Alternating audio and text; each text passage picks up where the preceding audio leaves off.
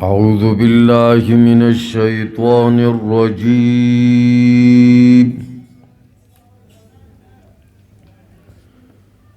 بسم الله الرحمن الرحيم.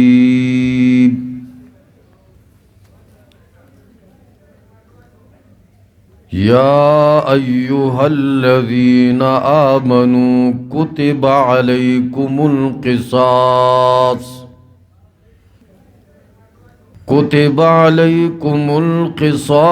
في القتلى الحر بالحر والعبد بالعبد والأنثى بالأنثى فمن عفي له من أخيه شيء فاتباع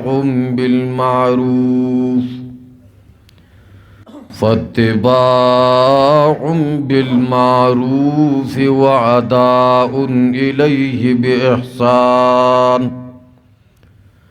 ذلك تخفيف من ربكم ورحمة فمن اعتدى بعد ذلك فله عذاب أليم. سورة البقرة دویم سپارہ آیت نمبر 178. اس دے زینا رب العالمین قوانین بیانی د یو ملک او د علاقے کے د امن د پارا. کسو غواړي چې خپل ملک او خپل علاقہ د بدامنۍ نه په طرف د امن ویسی، نو هغې لا د کمو خبرو خیال ساتل ضروری دی. نو رب العالمین دی آیتونو کې آغا قوانین بیانی چې په کومو قوانینو باندې علاقہ او ملک امن راځي. نو اول قانونی بیان کړی دی، هغه دا چې چا قتل وکړو دا قاتل به وجلی کیږي.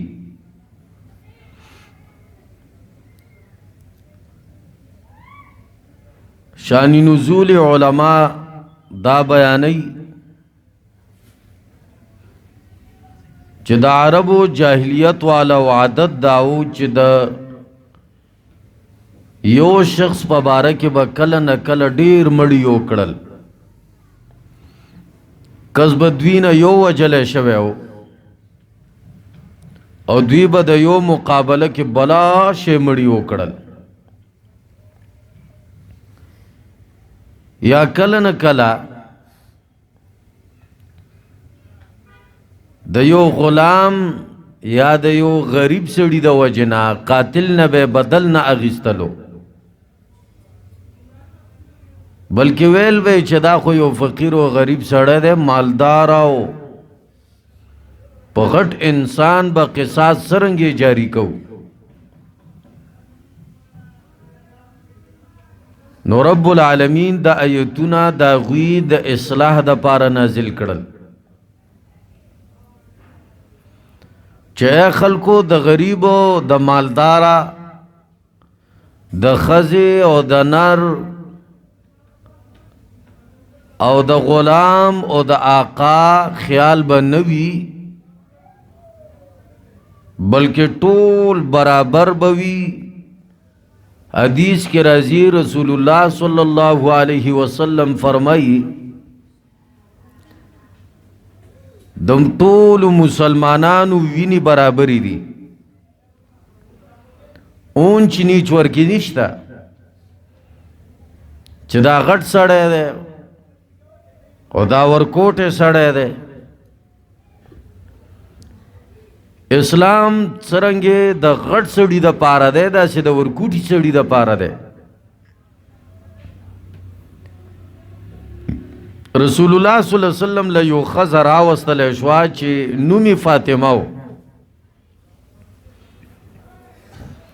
او غلا یې کړې وه، په غلا کې ګیره شوې وه. بعضې خلک غټ غټ خلک د شفارس دپاره راغلل چې خیر دی د الله رسوله ډېر معزز خاندان دی او توری به پې ولګي، بدنامه به پې ولګي، خیر دی دې دپاره څه بله لاره وباسئ، دې ته معافی اعلان وشي، ښه به وي. یو معزز خاندان بدنامیږي، معزز خلک بدنامیږي.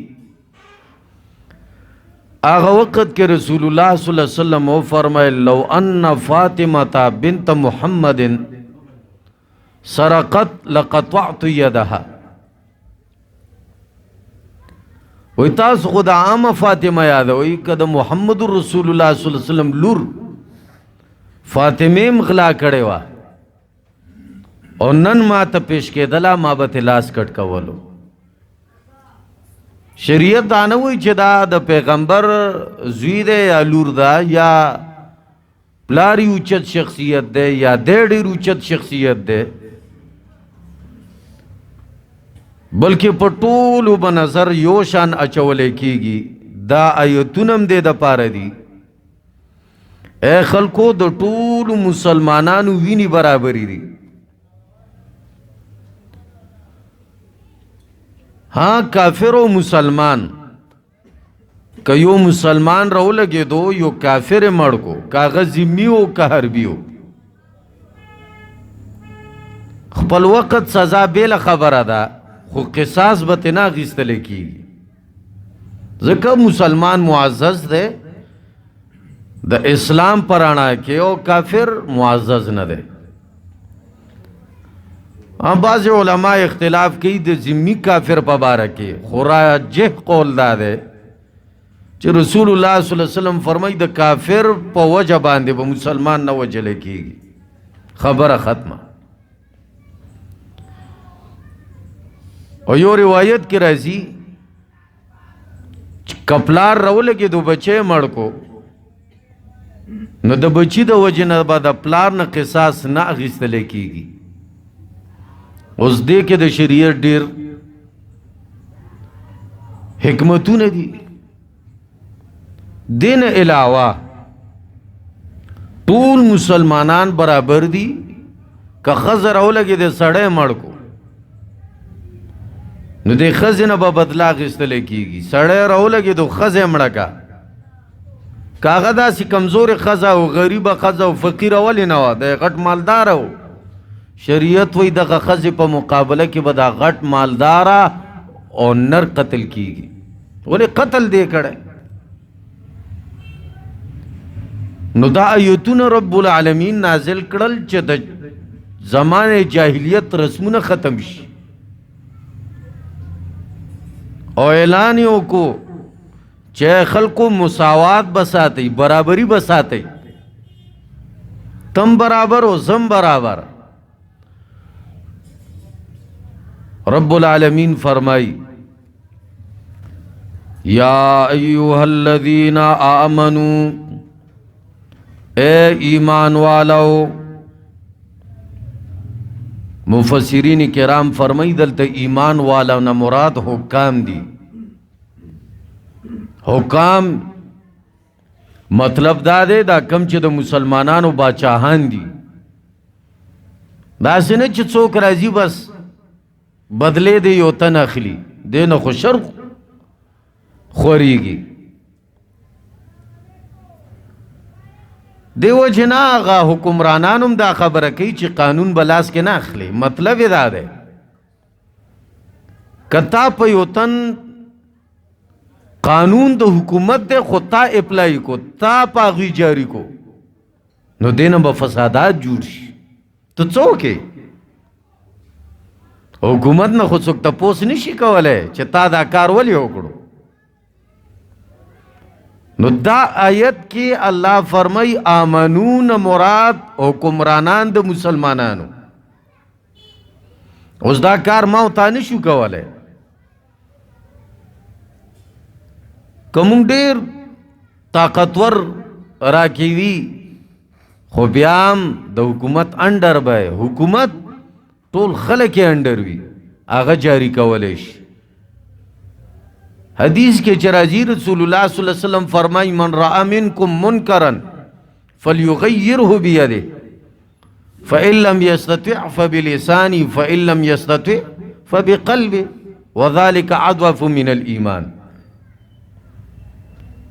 چې چا منکر وکړو رسول الله صلی الله علیه وسلم فرمایي چې په لاس دې منع کړي. د لاس زور نه چلېدو نو بیا دې په ژبه منع کړي. که په ژبه هم زور نه چلېدو په زړه کې دې بد وګڼي.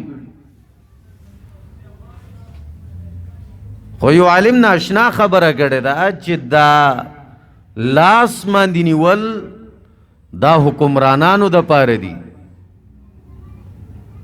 فبلسانه په ژبه منع کوي دا د مولیانو د علماو د پاره دي د دایانو د پاره دي چې په لاس د حکمرانانو کار دی.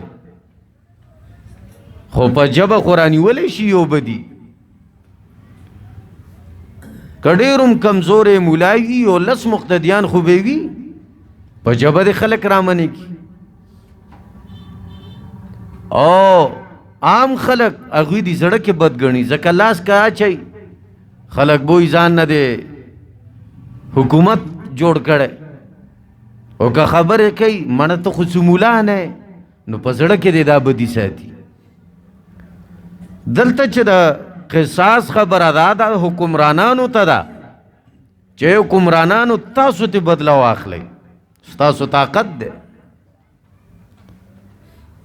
یا ایوها الذین آمنوا اے ایمان والو کتب علیکم القصاص فی القتلى فرض کړل شوی دی په تاسو باندې القصاص نافذ کول د قصاص فی القتلى په باره د وجلو شوو کې.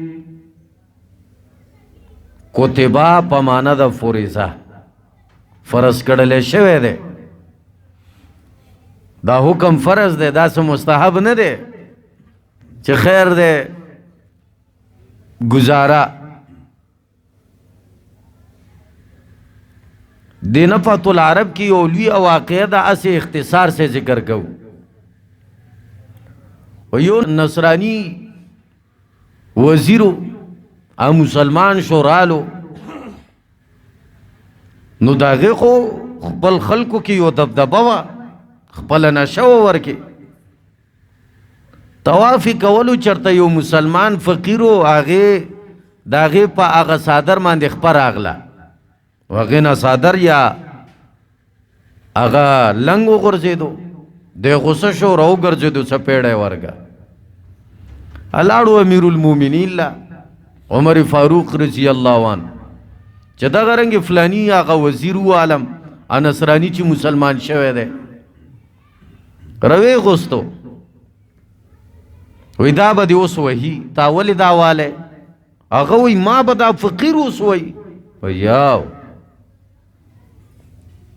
وې مال لک مهلت راکا وې واخل درې ورځې مهلت خو ډب دیو کاغله ډب بدن وباسي کته ډېر غټ شخصیت دی خطانه به ضرور ډبو باسي که هر رنګي بس هغه لاړو تختیدو بیا خپل علاقې طرف ته ورلو بیا چرته وی سکسان په تیرېدل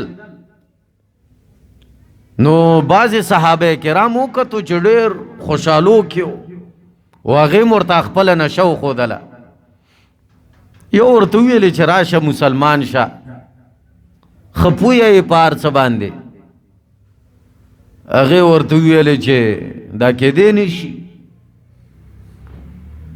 دا وګوره زما څومره مزیدی البا مسلمانېږم چې څه شرطونه مې امیر المؤمنین ومني. نو په دې کې ورته ویلې چې ماله به امیر المؤمنین خپل لور په نکاح راکوي. هغې ورته ویلې زه درله دا منم شرط، راشه ته مسلمان شه. داسې نور شرایط هم ویل. یو شرط یې ورکې دا هم ویل چې امیر المؤمنین به خلیفه نه وي، خلیفه به زه یم. مسلمان ورته ویلې دا خبره درله نه منم. اورالو امیر المؤمنین ته دا واقع ذکر کوله چې ما ته ویلي چې لور به په نکاح راکوي. ما ورته ویلي چې بلکل وایي ښه دې ویلي. وایي چې یو سخت شرط یې ویلو چې ماله به خلافت راکوي. ما ورته ویلي دا شرط نه منم. امیر المؤمنین ویلي چې دی مسلمان کېدو ما خلافت هم ورکولو. هسې د ډېر مینې او د محبت نه دا خبره وکړه چې دا به هم دې ورسه منلی وی، خو چې کلمې ویلې و او د جهنم نه آزاد شوی. بهر صورت اسلام د مساوات دین دی. که څوک بیا نه مني ځي دی. دا اوس زبردستی نه ده. داسې نه چې شریعت په موږ زبردستی کوي، قوانین زبردست رایج کوي. قرآن کې الله فرمایي لا اکراه فی الدین قد تبین الرشد من الغی. اے خلقو دین کی زبردستیا نشتا، دین کی زبردستیا نشتا. سوال راځي دا خو زبردستیا نه ده سر چې کس وجناو قوانین پې رایج کوه، دا چل دیو کو دومره دورې به در کوم، دا زبردستیا ده. علماء فرمائی لا اکراہ فی الدین قرآن ویلے، فی الاحکامات نه دی ویلے. په زور دی مسلمانی نه دین، که مسلمانی کی مسلمان شاو که نه مسلمانی کی کرزا. ولید امیر المومنین عمر فاروق رضی اللہ عنہ په خلافت کې کفر نه اوس دنیا کافرانو، خو کفر دی کوي کنه څه به ورته نه ویل. داسې ورته نه شابه کلمه ووایه ګورئ اوس دی حلالو نه وایي نه دی وایي، خو چې مسلمان شو بیا به احکامات پې جاری کیږي. نه دی وایي کلمه ګرځي دی، خو چې مسلمان شو بیا به در باندې احکامات جاری کیږي. ځکه ته تسلیم یې. تا د پاکستان شناختی کارت چې په جیب کې کېښودو د دې ټول قوانین به منې که نه زه دی ځای نه. بهر صورت اللہ فرمائی اے مومنانو فرض کړل شوی دی په تاسو باندې القصاص، یعنی نافذ کول د قصاص دا فرض دی. اے خلقو مستحب ندی، فرض دی. فی القتلا پا باردا وجلو شو کی مقتولین چی کم دی دوی پا بارا کے برابر والے دے. قرآن تشریح کی خدا گورے پا قتل عمد سرا چی قصدن سوک مڑ کی. الحر بالحر آزاد بوجلے کی گی پا مقابلہ دا آزاد کی. والعبد بالعبد غلام بوجلے کی گی پا مقابلہ دا غلام کی. والانسا بالانسا زنانہ بوجلے کی گی پا مقابلہ دا زنانہ کی. برابر دین دا مطلب نا کچری آزاد غلام وجلو غلام پا مقابلہ کی با آزاد نو وجلے کی گی. دا مطلب نه ده چې آزاد به صرف د آزاد په مقابله کې وي، نه دلته مساوات مراد ده. ظاهر د آیت نه خدا معلومیږي چې آزاد به د آزاد په مقابله کې، غلام به د غلام په مقابله کې، ښځه به د ښځې په مقابله کې. که ښځه سړی وژني یا سړی ښځه وژني نو بیا به مساوات نه وي. دې ظاهر کې دا معلومیږي، خو لیکن مفہوم دا دی آیت دا دے چی مساوات تی مراد دی. سورة المائدہ کی اللہ فرمائی النفس بالنفس، اے خلقو نفس بد نفس پا مقابلہ کی قتل کی گی. انسان به د انسان په مقابله کې قتل کیږي. اوس قرآن یو د خلکو د بهتروالی د پاره یو خبره کوي. هغه دا مخکینو شریعتونو کې لکه د یهودو شریعت کې دا غوا چرور نه دیت شته نه معافي شته، چا چې کس وجلی دی بس هغه به وجلی کیږي. د نسواراو په دین کې د معافی خبره وه چې معافي وکړي ښه ده، او د معافی ټول ترغیب و. دا دین اسلام او شریعت د محمد رسول الله صلی الله علیه وسلم اعتدال والا ده. نور کې افراط شتا زیاتواله، نور کې تفرید کمواله ده، بلکې عدل ده چې معافیم کولی شي او قصاص هم اخیستلی کیږي. اوس قرآن وایي چې ټیک شو برابري به کوي، خو چې کله معافي وکړلی شوه نو ګورې معافی طرف ته به هم ګورئ. اوس قرآن څه وایي؟ فمن عفی له، بس چاته چې معافي وکړلی شوه من اخیه ضرور د طرف نه شیئن د څه شي. اوس الله فرمایي که چرې معافي وکړلی شوه د قاتل ته من اخیه د خپل ورور د طرف نه شیئن د معمولی غونتی شیز. څلور پنځه رونه دي، یو تی ووجلی شو. اوس قاتل به وجني، خو یو ورور وایي چې مړه ما خو معاف کړی دی، بدله ترې نه اخلو. علماء فرمای د دې یو د معافی د وجې نه ټولو نه به قصاص حق واخیستلی شي، چې تاسو اوس په دې باندې فیصله نشي جاری کولی، بس یو کس معافي وکړه، اوس به هغې ته د معافی اعلاني. ځکه منې راوړی من اخي. بل قرآن اخی ویلی دی، رور یې ورته ویلی دی، اشاره ده چې اگر چې ستا رور وجلی دی خو مسلمان دی، او مسلمانان په خپل درمیان کې رونه دي، قصاص دی جاری شي، خپل محبت به بیا جاری وي، مسلمانان یې. من اخی ورته قرآن بیا هم ویلی چې ستا رور د طرف نه، څه دشمنی نه ده، مونږ ورته دشمنی لفظ وایو، بیا هم شریعت وی من اخی. شیئن د څه شي، شیئن نکره ده، مطلب دا دی که یو تنو معافي وکړه بس قاتل معاف دی.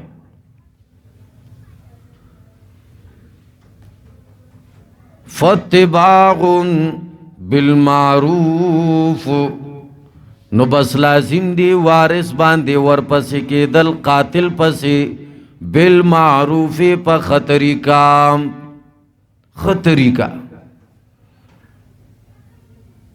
مطلب دا ده که معافي ورته بالکل وکړه چې دیت د نه بالکل نه اخلو او نه د نه قصاص اخلو، بیا خو فل بری دی. دویم داسې چې وروره معاف هم کې، خو ته به دومره دومره دیت ورکې،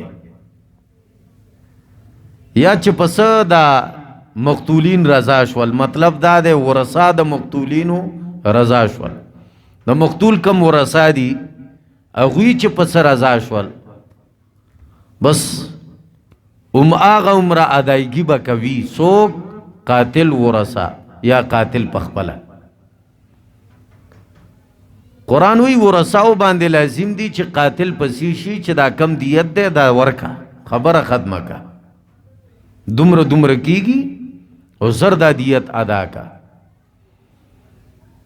دا اوس چاته حکم دی ورثا د مقتول ته چې اے د مقتول ورثاو تاسو قاتل پسې ورځئ چې زر دا ادا کی او قاتل ته څه وایي وَأَدَاءٌ إِلَيْهِ بِإِحْسَانٍ او لازم دی قاتل باندې ادا کول وارث تا په خطرې کام قاتل تم وایي چې پیسې ورته ادا کا کس دې موجلې ده احسان وکا هغوی معاف کی قتل نه کی نو د احسان بدله خو احسان ہی کنا قرآن وی وَأَدَاءٌ إِلَيْهِ بِإِحْسَانٍ تم ورسه احسان وکا په ښه طریقه ادا کا ښه طریقه دا دی چې په 100 روپۍ در څه خبره شوي هغه ادا کا او زر ادا کا او احسان دې ته وی چې د لږو خبره کړې د کډېرې ورکې خپل طرف نه احسان وکا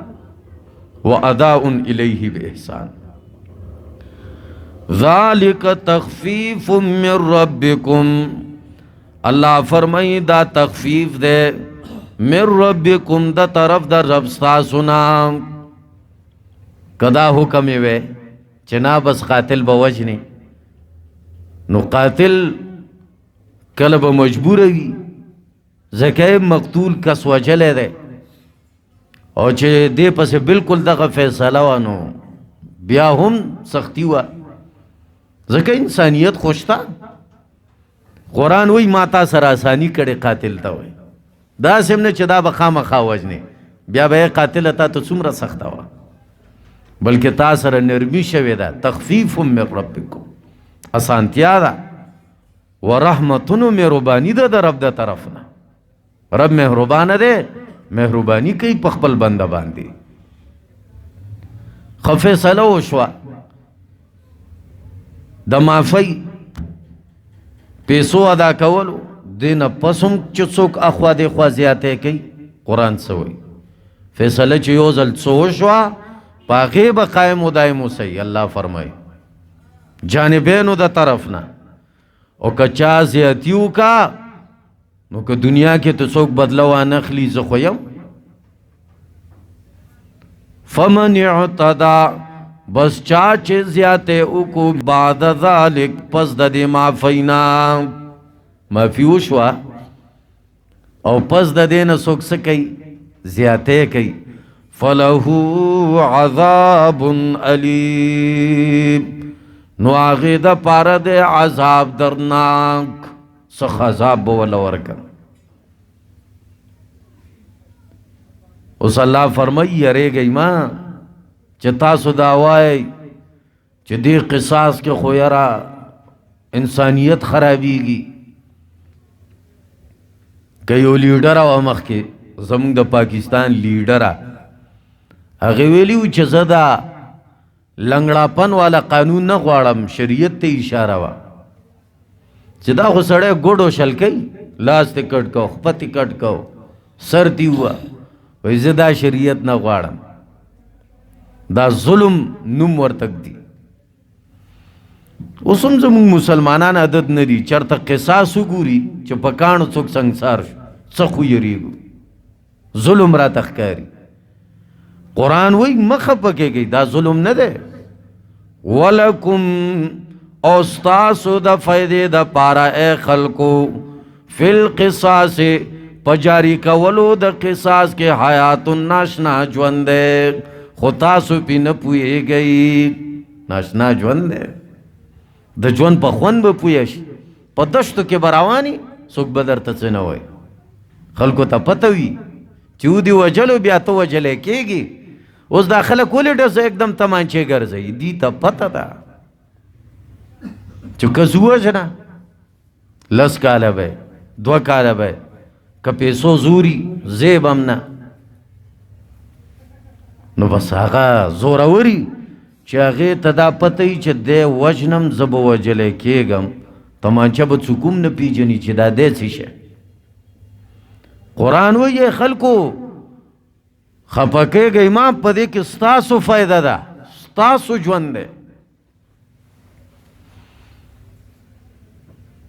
و یو مولا یو ځای کې مسله وکړه چې د غل نه لاس کټ کول پکار دي و یو مالداره سړی و د بعضو خلکو کې تکبر وي پاغه باندې دا خبر ډېر پوچو ولګېده.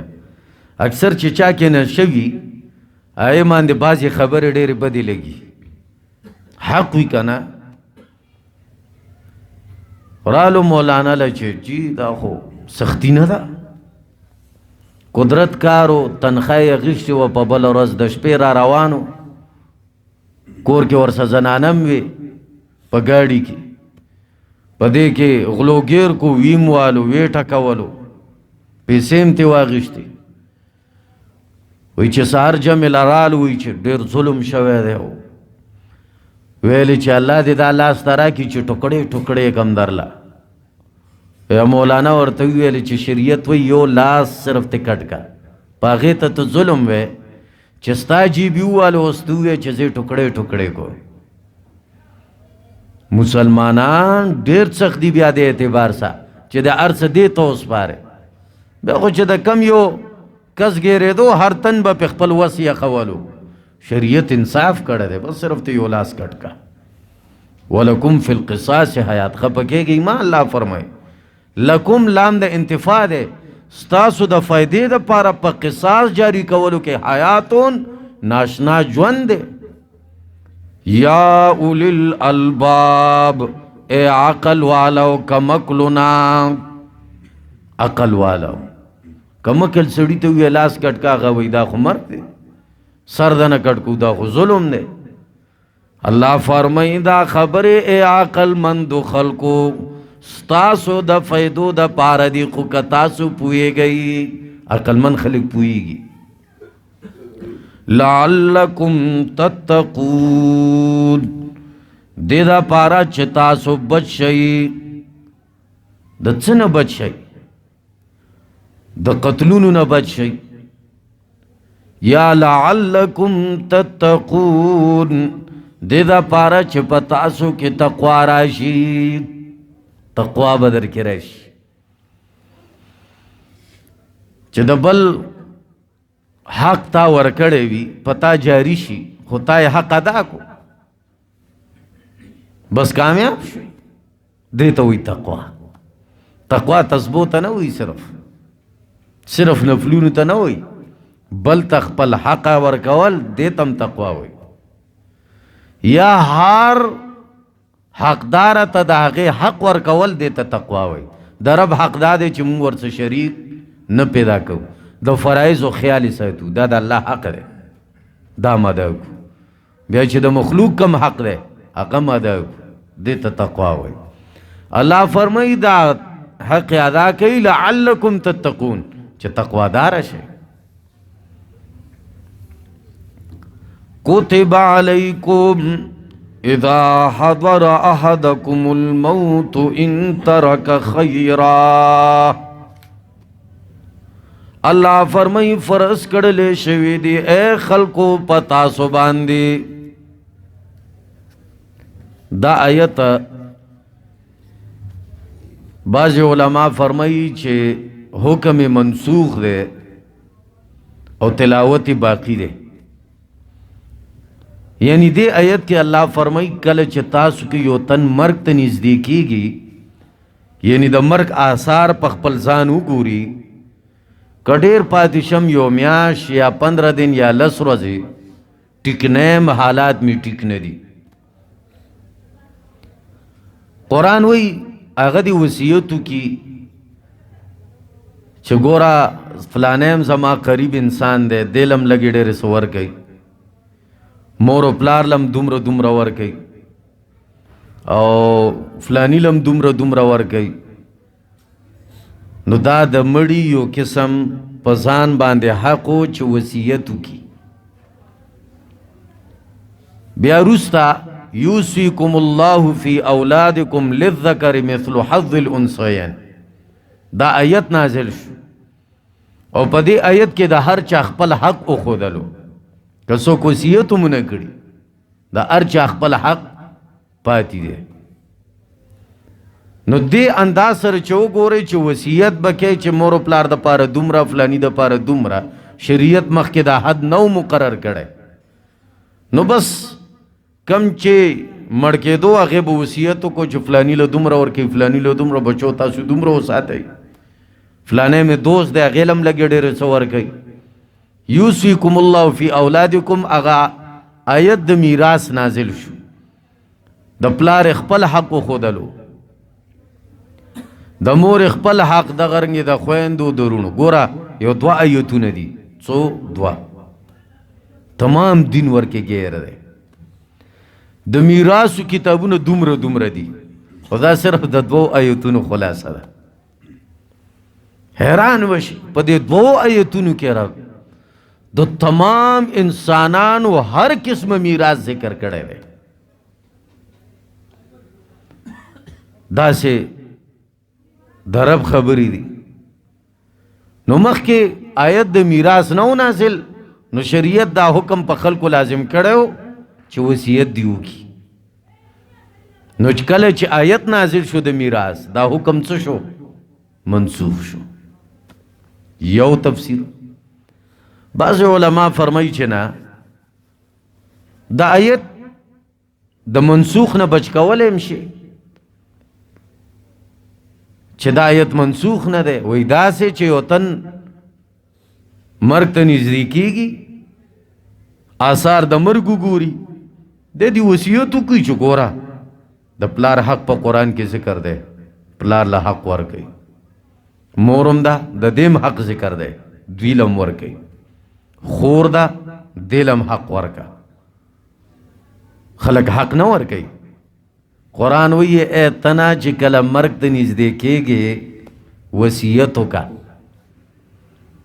چې لور لم زما حق دی، یعنی خپل لور له حق ورکوه.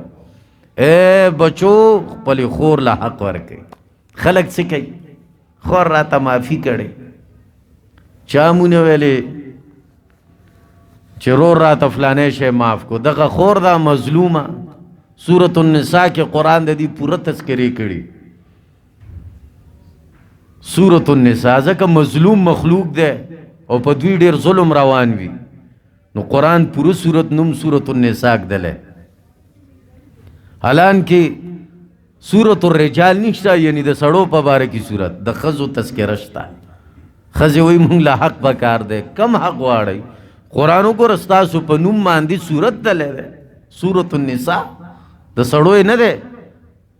مطلب دا دی چې دوی ته حق ورکوي. دا آیت فرمایي چې د ښځې خپل حق دی، د مور او د پلار او د غرنګي د خویندو د دیرونو د هر چا خپل حق شریعت مقرر کړی. الله فرمایي اے تن چې کله مرګ ته نږدې شي، دا وصیت کوه چې بچو خپلو خویندو له حصه ورکوي. وی پښتو کې دا شی نشته، او حقیقت دی پښتو کې حصہ نشته. که ورکوي سلو کې به 0% ورکوي، ډېر کمو به نه، ځکه نیکان خلک شته. دا خبره مونږ ځکه کوو چې مونږ تاسو ته دا ذمهوارۍ په غاړه دي، دا به مونږ ادا کوو. 1 روپۍ چې د بل والی وي، دا د بل پیسې وهل دي. ته نغد خور له ورکه، تا ته دې پرېږدي. ځه 5 لک روپۍ د هغې د ځمکې کېږي او دا ورته په میز کې ده، پیدا راکې وکړه نه، خیر دی سبا له پورې پې سوچ وکړه. که تاله درکې نو دا ګز و دا میده، خو چې ورکې نه او په کور کې د خپله د هغې سګدلې اوړې ویسه، نو چېرته یوسي؟ په غاړه کې. ستا کور ته راځي او کسان راولي، ځان په جنګ اړوي. بهر صورت مونږه دوکې کوو، خو ځان سم نه، الله سره یې کوو چې ځان الله نه پوهېږي، او رب العالمین په دې ټولو خبرو پوهېږي. زمونږ په سیاست، زمونږ په ډوک بوک. قرآن وی یخادعون الله والذین آمنوا وما یخدعون الا انفسهم. قرآن فرمای بعض خلق منافقان الله لم دوکې ورکوي مؤمنانو لا. مطلب دا چاته چې فیصلې وړي مولیانو لا، عامو خلکو لا، دا دوکې ورکوي. خو وما یخدعون الا انفسهم وما یشعرون. قرآن وی ځان دوکه کوي. کتب علیکم فرض کړل شوی دی پتا سو باندې، اذا حضر کلا چې حاضر شي، احدکم یوتن تاستا الموت مرگ ان ترک خیرا کچری پرخیوی خیرن مال لرا خیرن مراد مال لے مالی پرخیوی گورا مال تا قرآن خیر ویلے مال تا اللہ خیر ویلے د خیر کارونه پی ډیر کیږي او صرف دې ځای کې نه بل ځای کې الله فرمایي وما تنفقوا من خیر فلانفسکم التم خیر ویلې سچ خرچ کوي تاسو د خیر نه بل ځای کې مرب فرمایي ما انفقتم من خیر سچی خرچ کوئے تاسو دا خیرنا التم رب العالمین ورطا خیر ویلے دے اشارہ دا چی خیر دے نو دا خیر کارونا پی کوا دا شر کارونا پی مکوا ما پی بخل کوا ما پی اسراف کوا و ما پی گناہ کوا خیر دے خیر پی اگٹا دے وجہ نا مالدار سڑے دیر زر دیندار جوڑے دیش اس ٹینشن پی نہیں اس مشکل ہی نہیں بندگی تو ازگاری خواغه بندگی کئی قرآن ورته خیر وی دا غټ غټ مدارس روان دي دا نیکان خلک روان کئی دی کسونه خو تاسو بنه خبر خدا مدارس دي داسې مدارس دي چې دروازه 2-3 لک روپۍ خرچي غټ غټ مدارس وغه څوک ادا کوي خلک ادا کوي مال تجار خیر دی ان ترک خیره خو گورا یادو لرو وسیعت با پدریمه کی کو سمرا مال لے پدریمه کی با وسیعت کے یو یعنی مال با دی 3 حصیش یو حصہ دویمه حصہ دریمه حصہ بیا دا دریمه حصہ کی با وسیعت کے او اغم علا کل چی ستا بوجون ادا کردلے شی کم قرضون دی را غشتی او کم چې بقایا وا هغه بقایا کې به سلوس ستا صدقه دا سنه روپۍ دی نه وی پرخي چې الکه الانټری جماعت کې کار نو الکه صدر سشتا کنا سی وصیت ول تکړه سدي کړي وصیت با هغه مال کې چې کم د ارسنه بچت شي او بیا د هغه 3 حصے کړل شي یو حصہ کې به وصیت کې بچو ته بم پرې دی یو صحابي وفات کېدو یو لوري وا اوڑے مغٹ مال ہے وی فرمائل اے دا اللہ رسولہ مال بدری حصے کم 2 حصے با صدقہ کم یو حصہ با لور لور کم دیر مال لے لور لمی دا یو حصم کافی دا رسول اللہ صلی اللہ علیہ وسلم ورطاو فرمائلنا زیادہ کہ اخبر لور سا وی فرمائل اے دا اللہ رسولہ نیمہ نیم با کم مال نیم با لور لور کم نیم با صدقہ کم وی زیادہ کہ وی خیال اللہ رسولہ درم حصہ باور کم وی زیاد دے خوزر ٹھیک دا وی زکا حدیث الفاظ دی وی ستا کم چی خپل دی مطلب دا دے لور دی شوا دا چی بلتا دے سے فقیران گرزی دا تا بہتر لگی کا آغا مالدارا بس صدقہ کے اس جوند اللہ در کڑے دے وقت کے ہوکا چمرے بیا دی دماغ کولاوشی بیا صدقو طرف تا زین اوڑے بیا دی بچی دی بیا دا بچو خیال ساتا دل تزان تکڑکا